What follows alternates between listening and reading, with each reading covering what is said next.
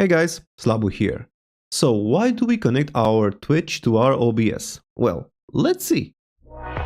Yo, I ain't here for the money, I ain't here for the fame.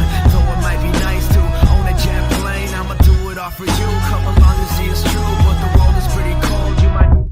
Now, first things first.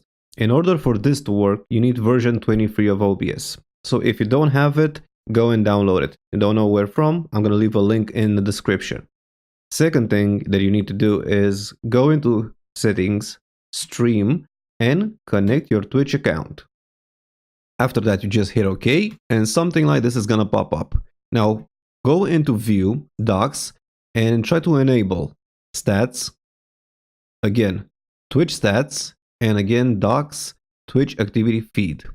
Now, this is gonna give you a bunch of windows that you usually see in Twitch. The best thing about it is you can move them around and position them and resize them however you like, which is pretty cool. What is the best thing about this one? Well, technically, when you're streaming, you don't need to have a browser open.